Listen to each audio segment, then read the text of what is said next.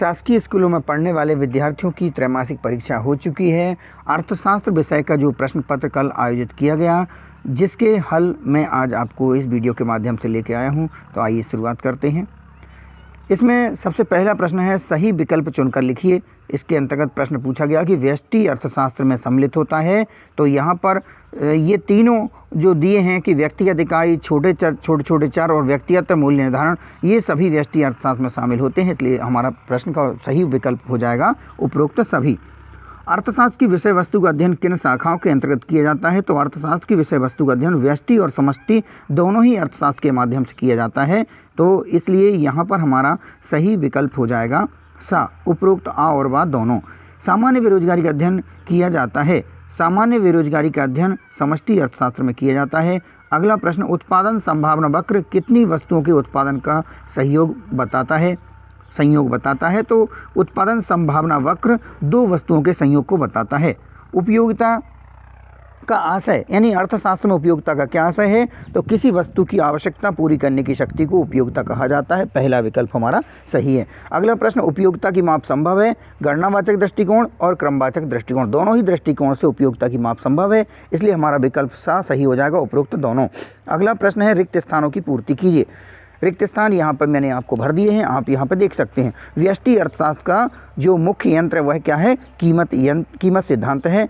अगला प्रश्न है, कुल राष्ट्रीय आय, कुल रोजगार का अध्ययन समष्टि अर्थशास्त्र का भाग है, यानी कि कुल राष्ट्रीय आय और रोजगार का अध्ययन हम समष्टि अर्थशास्त्र में करते हैं। व्यष्टि अर्थशास्त्र व्यक्तिक या विशिष्ट आर्थिक इकाइयों का अध्ययन करता है। व्यष्टि अर्थशास्त्र समग्र अर्थव्यवस्था के अध्ययन के लिए अनुपयुक्त है, क्योंकि व्यष्टि अर्थशास्त्र के माध्यम से हम समग्र या संपूर्ण अर्थव्यवस्था का अध्ययन नहीं कर सकते हैं, इसलिए है अनुपयुक्त। उसके लिए हमें समष्टि अर्थशास्त्र की आवश्यकता होती है। अगला प्रश्न है, सूक्ष्म एवं व्यापक अर्थशास्त्र एक दूसरे के रिक्त स्थान में आएगा, पूरक हैं, यानी कि सूक्ष्म और व्यापक अर्थशास्त्र एक दूसरे के पूरक हैं। अगला प्रश्न, मिश्रित अर्थव्यवस्था रिक्त स्थान और रिक्त स्थान को मिलाकर बनती है। तो मिश्रित अर्थव्यवस्था पूंजीवाद और समाजवाद को मिलाकर बनती है। पूंजीवादी अर्थव्यवस्था में केंद्रीय समस्याओं का समाधान रिक्त स्थान द्वारा होता है। तो यहाँ पे आएगा कीमत यंत्र, यानी पूंजीवादी अर्थव्यवस्था में केंद्रीय समस्याओं का समाधान कीमत यंत्र के द्वारा होता है। अगला प्रश्न इसमें है कि सही जोड़ी बनाकर लिखिए। तो यहाँ पर मैंने तीर के माध्यम से बता दिया है, आप इसे देख सकते हैं। आपको इनको सामने तीर नहीं बनाना है, आपको सही विकल्प जो भी आपका जोड़ी मिलान में आ रहा है, जैसे खुली अर्थव्यवस्था के सामने आपको लिखना होगा उत्तर में व्यापार पर कोई प्रतिबंध नहीं, इस प्रकार से आपको सामने लिखना है। यहाँ पर तीर के माध्यम समझाया। खुली अर्थव्यवस्था, व्यापार पर कोई प्रतिबंध नहीं। बंद अर्थव्यवस्था, व्यवसाय देश की सीमाओं में जब होता है तो उसे हम बंद अर्थव्यवस्था कहते हैं। अविकसित अर्थव्यवस्था किसे कहा जाता है? तो वह कहते हैं अप्रयुक्त उत्पादन के साधन। जहाँ पर उत्पादन के साधन अप्रयुक्त रहते हैं वह अविकसित अर्थव्यवस्था कहलाती है। योजना आयोग समाजवादी अर्थव्यवस्था में केंद्रीय समस्याओं को हल करता है। अगला प्रश्न इसमें है कि पूंजीवादी अर्थव्यवस्था की जोड़ी मिलेगी उत्पत्ति के साधनों पर व्यक्तिगत अधिकार। अगली जो जोड़ी मिलान है समष्टि अर्थशास्त्र योगात्मक अर्थशास्त्र को कहते हैं। अगला प्रश्न इसमें है, सत्य असत्य लिखिए। समष्टि अर्थशास्त्र को सामूहिक अर्थशास्त्र भी कहते हैं, यह कथन सत्य है। अगला प्रश्न, प्रति व्यक्ति आय का अध्ययन व्यापक अर्थशास्त्र में किया जाता है, यह कथन असत्य है, क्योंकि हम प्रति व्यक्ति आय का अध्ययन करते हैं सूक्ष्म अर्थशास्त्र या व्यष्टि अर्थशास्त्र में। इसके बाद में साधनों की सीमितता ही आर्थिक समस्याओं का मूल कारण है, यह कथन सत्य है। अगला प्रश्न, हस्तक्षेप की नीति ही पूंजीवाद से संबंधित है, यह कथन असत्य है।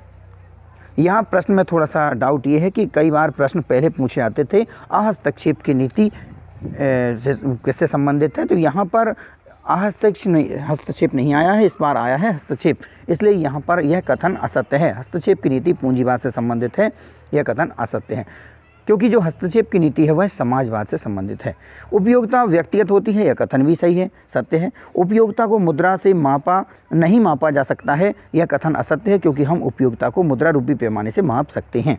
अगला प्रश्न है, एक शब्द या एक वाक्य में उत्तर देना है, एक वाक्य में उत्तर देना है। इनका देखिए, आर्थिक समस्या को किस वक्र द्वारा प्रदर्शित किया जा सकता है? तो आर्थिक समस्या को उत्पादन संभावना वक्र के द्वारा प्रदर्शित किया जा सकता है।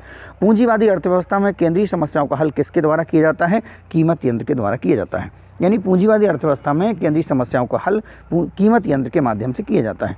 उपयोगिता कितने प्रकार की होती है? उपयोगिता 3 प्रकार की होती है, सीमांत उपयोगिता, कुल उपयोगिता और औसत उपयोगिता।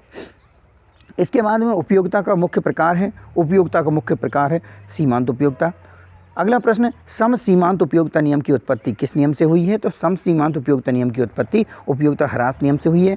कौन सा नियम गोसेन का द्वितीय नियम कहलाता है? तो सम सीमांत उपयोगिता जो नियम है वह गोसेन का दूसरा नियम या द्वितीय नियम कहलाता है। अगला प्रश्न, उदासीनता वक्र का ढाल कैसे होता है? तो उदासीनता वक्र का ढाल बाएं से दाएं नीचे की ओर होता है। ये वस्तुनिष्ठ प्रश्न हल मैंने आपको करा दिए हैं।